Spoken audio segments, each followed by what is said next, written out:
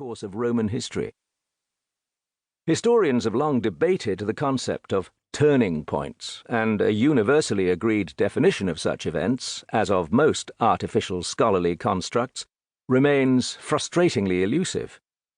That said, it is at least broadly recognized that a historical turning point must be an occurrence that was not only perceived as dramatic at the time it occurred, but that also, when examined in retrospect, demonstrably had an enduring impact on subsequent history. This last point is crucial. Although the Chinese statesman Zhou Enlai's famous and much-quoted response when asked how significant the French Revolution was, that it was too early to tell, is almost certainly apocryphal, he was probably referring instead to the 1968 student riots, the point of the rather dubious anecdote remains valid.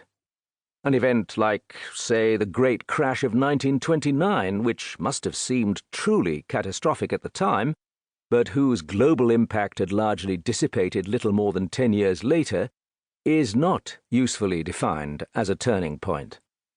And even where an impact is long-term, the relationship between cause and effect is often ambiguous and controversial. As one example among numerous, the fall of Byzantium in 1453 is generally recognized as a major historical turning point. But clearly, by the mid-15th century, the Byzantine Empire was so weakened by internal conflict, and the Ottomans were by contrast so nearly invincible, that the conquest was all but inevitable, whether it happened in 1453 or 10 years earlier or 10 years later. But 1453 can still legitimately be considered the turning point simply because it was in fact then that events began their new course.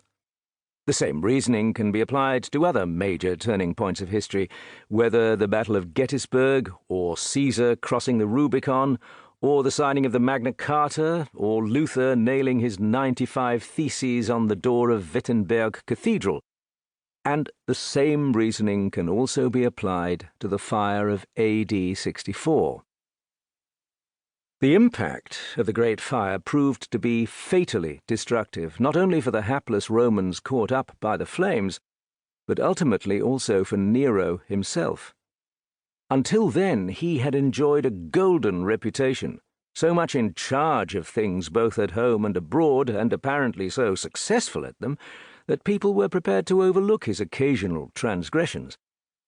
But the rumours about his conduct during the fire, the ineffectiveness of the fire services operating under his authority to bring it to a speedy end, as well as a seemingly callous scheme to build a massive palace complex on land now cleared of its fine old properties, led to a massive collapse of faith and caused an irreparable breach between the emperor and Rome's powerful elite.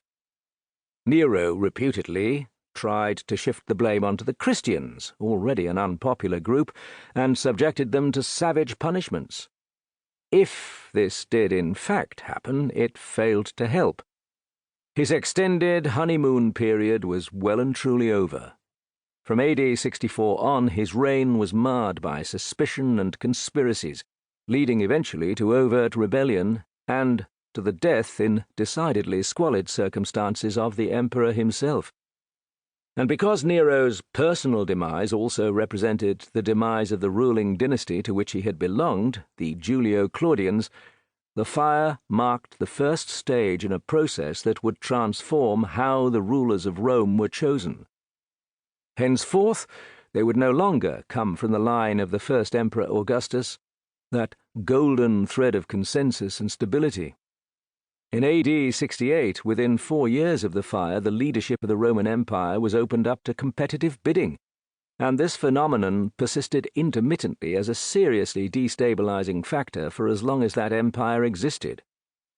Of course, it is undoubtedly the case that had Nero not alienated his powerful colleagues because of the fire, he inevitably would have found some other means of alienating them, and that because of his self-evident shortcomings he was almost guaranteed to come eventually to an unhappy end. And it is equally true that if the Julio-Claudian dynasty had not ended with Nero, it would have